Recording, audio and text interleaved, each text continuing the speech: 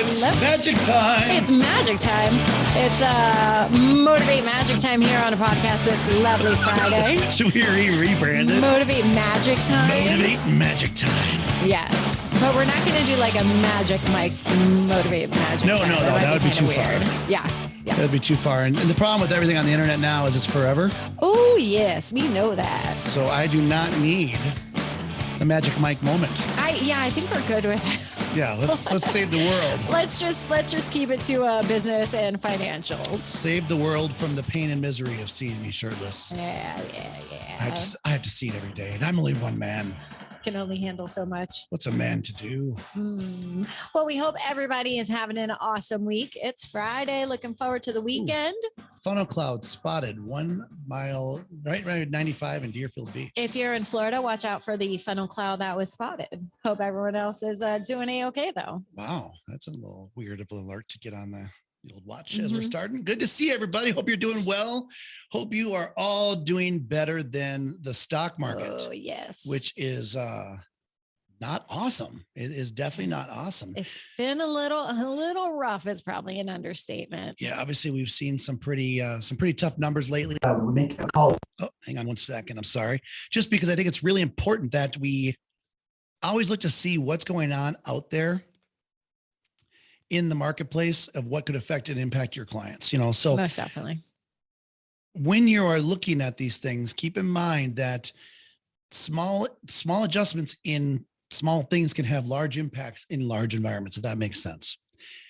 Credit card usage is a good place to start. Credit card usage has skyrocketed. It's up 49%. Not only that, but consumers are overspending on their credit limits, up 30%. Now, I have to believe, and now you can tell me if you think I'm crazy, but I have to believe that has something to do with the fact that it's expensive as hell to live right now. Oh, heck yeah. I mean, you have to figure if most people had a regular budget based off of their pay, off of their employment, they had, majority of people have what they can spend regularly and what they need to save. Now that we're seeing inflation so high and these prices going crazy, they have to have that money come from somewhere. And unfortunately, the easiest and probably the worst thing to do is to throw it on a credit card. But when you don't have a choice, you don't have a choice. Well, and if you don't have the credit card as a choice, then you end up like the second bullet period, which is delinquent accounts. Yeah. The delinquent accounts, late payments from 30 days to 180 days is up 27%. So, and imagine how much more interest on top of that they already don't have to pay. Well, yeah, now they're at delinquent status. This could mean that we start seeing some issues. In fact, I was reading yesterday in the Wall Street Journal that we're seeing subprime car loans are starting to see the first initial cracks of what's going on with the marketplace. Major derogatory alerts. Those are late payments of 180 days or more. So we're talking 6 months. Yeah. Okay. So those are including collections, repossessions, and foreclosures. The good news is that dropped 17%. That's good. Not quite sure why, but it did. New trade accounts are up 7%. However, inquiries are down 17%. When you look at the score sense, which is kind of focused on consumers' plans to buy a new home and things like that, nearly 1 out of 4 people who planned on buying a home are now undecided. Interest rate hikes have a real ramification, don't they? Oh, most definitely. We were ecstatic. We refinanced our house probably like a year ago. And I think we were at 2.7. It was an amazing thing to do. And the market here in Florida is still going crazy. So it's an interesting dynamic that's happening. Yeah. And according to this article, which is on abc4.com, nearly 30% of the respondents said that the economy and or their personal budget is what actually changed their plans. Inflation was the number one reason. Inflation is the season. Inflation is the word of the season. That's for dang sure. It's the one thing that could influence consumers to not buy a home, but 7% said it was just their credit score. So 93%, but we've seen the statistic thrown around, 94%, 93%. That's the number of consumers that are concerned about inflation, which is for you, the advisor, the financial advisor, an incredible opening and an opportunity for you to get in front of people. Mm-hmm. Finding affordable housing is the most concerning factor for most consumers.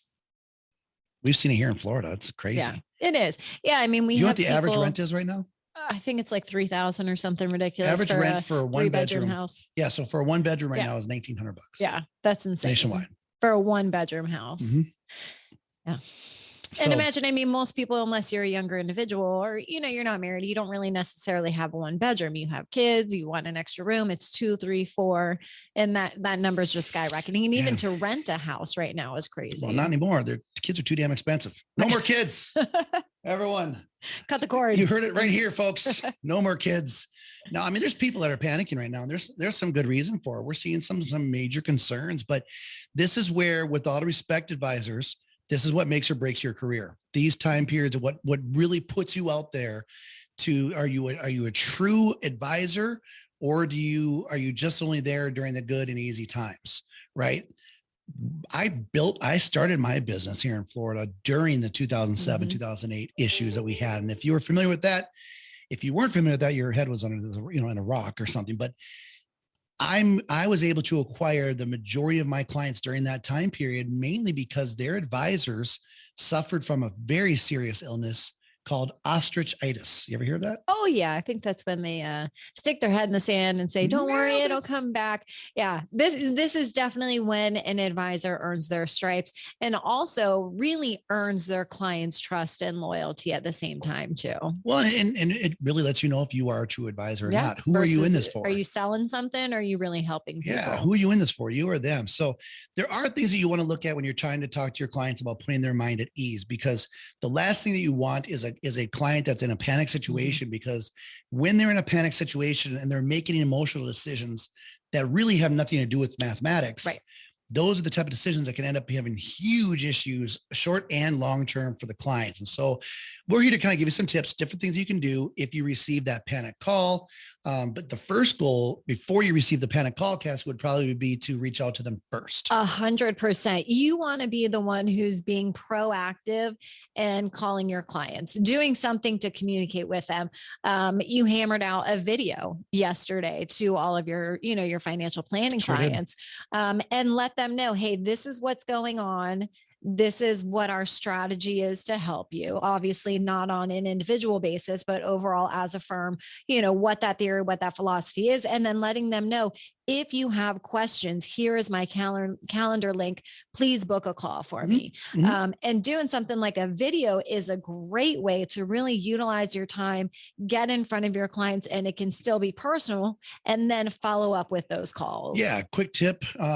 Quick little video hack for you. There's a company called Descript. That's great. You can shoot a video on there. It'll automatically transpose your words into, or your voice into words. Allow your clients to have a transcript as well, and it allows you to get things through compliance a lot faster. Yeah, and a closed caption it too for you. Absolutely, right? It's fantastic. But when I sit back and I read articles, like I'm reading an article right now in U.S. News, and there's an advisor on that says, "I just tell my clients to stay the course, and now is not the time to sell or sit in the sidelines." Right? That's the type of conversation and comment that most people have that allows clients to search out someone else. You need to sit with these clients and have a conversation with them and let them know how this really impacts them personally. Directly. Yes. Because when you think about it, what are the resources that most of your clients have? Most of the resources that your clients have would be their local news, maybe cable news. Maybe they're watching marketwatch.com or Yahoo Finance or whatever it's going to be. And what do all those different things show? They show the three major indices. They show the Dow Jones, they show the NASDAQ, they show the S&P 500. Right. So unless your client is directly involved in each one of those things or all of those things, more than likely it has a much lesser impact on their overall portfolio based upon how you built this thing out than what they're seeing. So their panic may be completely unfounded. Yeah. But you're not calling them. You're just saying to stay the course. Yeah. It has to be personal. Like you said, if they're looking at one of the indices and their portfolio is not allocated that way at all, they're going to see these huge numbers and it can be completely different than what they have. They're going into a panic. They want to sell everything. And when you hopefully take the time to look at it, you explain to them, this is what you have as a person, as an individual. This is how you're affected or not affected. And it lets them know that you're watching everything for their benefit, for their level, and saying something like just hold the course. Oh, it's so general. That's such a canned, I think, unprofessional response. Yeah. You can do so much better than that. And you should be doing better than that. And these things are expected. I mean, this is where I think a lot of advisors are out of practice. You mentioned, you're looking over things, you're watching their numbers. Are you? Yeah, that's And true. that's a real Are big question you? I'm going to ask you. If you're not right now, folks, you're not doing your job, Mhm. because you need to be watching what's going on with your clients' accounts, setting things up with them to have these conversations. I know that my team right now is setting up conversations with probably 7 or 8 different people for next week alone, just because we want to make sure that we're reiterating that this is Mhm. part of the plan, that we Yes. have prepared for this, and that if there are adjustments that need to be made, that we're going to be able to make them. But it's just very important to have these conversations with people, because they worked very, very hard. And what I want you to think about is, for you, it might be a percentage and it might be a certain amount of your assets under management. For your clients, this is money that they earned. And as my good friend Dave Luro always says, you don't make money, you earn money. Making money Mhm. is illegal, right? They earned it. And so when they watch 30, 40, 50, even $100,000 evaporate in a matter of 2 months or 1 month, whatever it's going to be, that may have taken them 1, 2, 3, 4 years to earn that amount of money. Oh, if not more. So it's not a small amount for them. No, And it never. can be very emotional. Mhm. So your job is to really talk about the fact that you're their coach, you're their financial coach, and that discipline is absolutely key. And then explain to them how these things are actually really impacting them. Yeah. Lastly, in a market like this, in a market like the ones we've had previous years where it's amazing, there's always opportunity in there. Mhm. So part of that's also your job, to have a conversation with them to discuss the opportunistic aspects of markets like these. Yeah, most definitely. And when you're talking to people, I mean, you want to be empathetic to them. Sometimes they just want an ear, someone to listen Mhm. to, someone to let them know that you have a plan. No one's in control of everything, but this has been designed to help them in a certain way. They've been set up a certain way, their risk tolerance is correct. And if it's not, go ahead and adjust those things. If they're really concerned and this is an opportunity to look more at safe money, have that conversation, see if it makes sense for them, because everybody's going to be different. Like you said, is there opportunity for one individual and it might not be for the other? Of course, but you guys have to be looking at those to find them. And the other thing when you're looking at that is to look at your own education. So, we have an in-house money manager here at Motivate Investments, an incredibly bright guy, which we're going to be doing a webinar here on June 2nd. Yes. So make sure, if you have questions on the webinar, we'll be sending out a link to everybody on our distribution list. If you're not on our distribution list, send us an email at info@motivatedadvisors.com. We'll get you on. We'll get you on. It's MOTIV, the number 8 advisors, or S at the end. We'll get you on there, because it's going to be a lot of different things, how to handle these conversations with your clients, but also what type of things should you be doing. One thing I'll tell you right out the bat that he and I discussed at length today was educating yourself, knowing what's out there from a market standpoint after situations like this. If we have a situation to where the market goes into a bear market, when's the right time to make these decisions? Do you try to time the market? Do you not try to time the market? So we had a phone call from a great advisor last week saying, hey, you know what? I might be putting some people in cash, and I might be doing a 30% cash position now, just to help protect and hedge from the downside. And so my question to that individual right out the bat was, okay, if that's your decision, my first question is why now? Right. Because unfortunately, they're already down 15, maybe even 20%. So why is now the time that you're going to do that? My next question would be, should everyone be doing that? Is this a blanket decision where every one of your clients should be in there? Because if you would do that to me, I would fire you, because I would want to buy more investments right now. Okay, that's just me personally. And then the third thing I would be asking is, when do you go back in?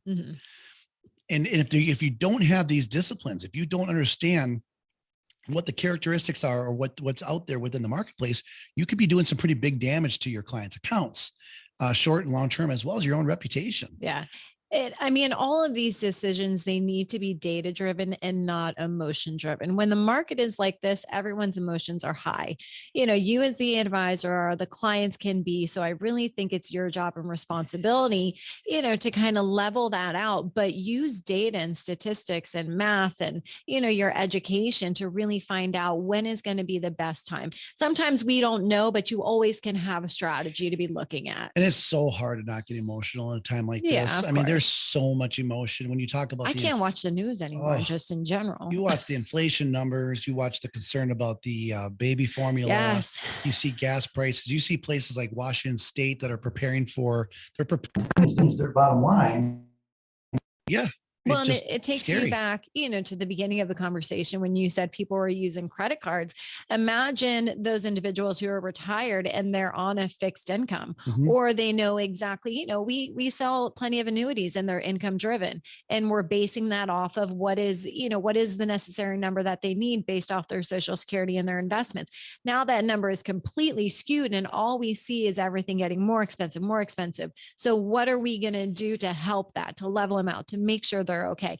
That also is part of your job too. It's not just looking at the investments. Maybe it's, redoing the plan a little bit. Hey, we need to analyze these things. Maybe we have to allocate something differently. So it's not just about the investments. We always say when you're talking about a plan, it's everything. It's everything that rolls in together. Yeah, and a plan's never going to be foolproof, as the old saying goes. Whenever you have a plan, God laughs. Yes. Right. But what it does do is it compresses the potential outcomes. Yes. So it allows you to try to make good, educated decisions, and you make these things on purpose rather than by accident. And that's a really big deciding factor, because what a lot of people are doing out there is they take their money, they put into a portfolio that should average, quote unquote, certain amount of money over time, and that's their financial plan. They think, well, this should be worth this in 20 years. There's my plan. And they don't take into consideration a lot of these things. Years ago, probably about 6 or 7, I think you remember this, 6 or 7 years ago, probably right when you were first starting with us, I had a husband and wife come in, and you, as you know, I run the full 8 elements of financial control with every person that comes through. Yep. We always run a financial plan. And one of the big things within this is the revenue replace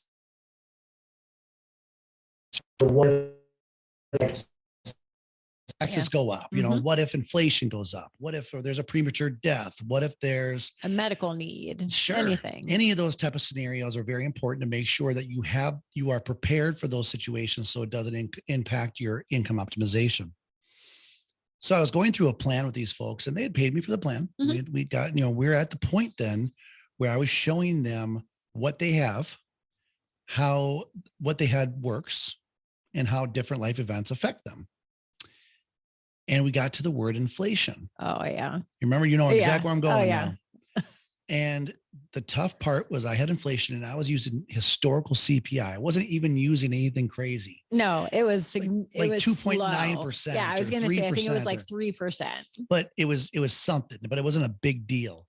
But it was in there. But because of the inflationary numbers and because of the increase in cost of goods and everything that went along with it, it didn't necessarily allow them to retire when they wanted to and how they wanted to. Showed a little bit more of an income gap than they thought that they had or needed. And didn't agree with that. Right. And so there's 2 ways that they can go. And one is they can go into complete denial. Ostrich mode. Yep. They can bury their head in the sand and say, oh, Mike's wrong. He's trying to, force us into working longer, and he's a horrible person. He's the worst advisor ever. He doesn't want me to retire. He's making me cry. No, I want to take my ball and go home. Or they could face reality. Well, they chose the first. They chose to be upset, tell me that I was wrong, that inflation could never go up at 3% per year, and that I was fudging the numbers to make it harder for them to retire, and all of these different things. They stood up, they stomped out, called me a couple irrational names, which I've heard plenty of times about myself. Not usually in the office. That's usually on the street though, but or they're coming from me, but that's okay. And they left. Yeah, they're coming from, but I often wonder, and I mentioned this last week when we were in Kansas City, I often wonder whatever happened to them. Where are they at now? And what do they think about inflation today? Right. They were like, that SOB Mike, he was right. Yeah. We should almost maybe call them now and be like, how's it going? But more than likely, most of their income's been eroded anyway. That's unfortunate. We shouldn't joke about that. So the one thing I will also recommend, though, with that in mind, is always be straight. Yeah. Don't always be very strong within your morality, be very strong within your convictions, and lead that way. Do not waver from that, because history has a way of repeating itself. And our job as fiduciaries is do what's in the best interest of the client, even if it's not necessarily what they want to hear. And, sometimes I tell clients, if you're going to put yourself in a position of harm, I'm going to remove myself from the situation. Yeah, that's the whole basis of being a fiduciary. The client doesn't have to agree with you, but your job is to always do what's best for them. Your job is to tell them the truth, give them the options, and allow them to make the decision. Right. And I think that's the important thing, is letting What's that one?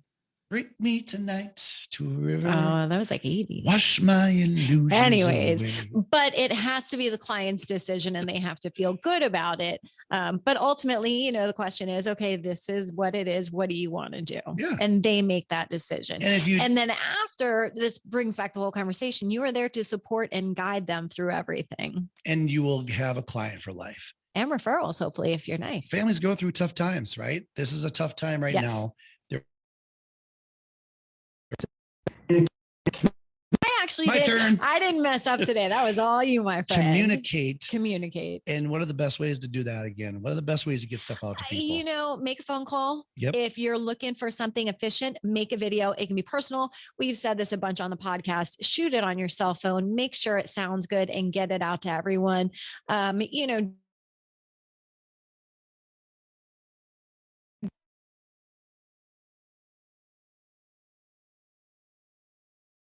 90% about inflation right now.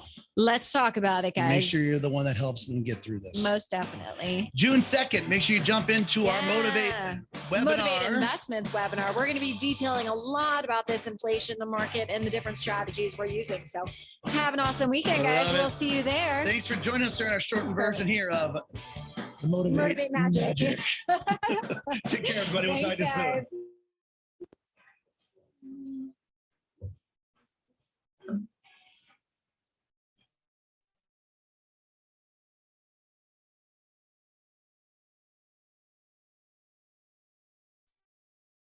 Ooh.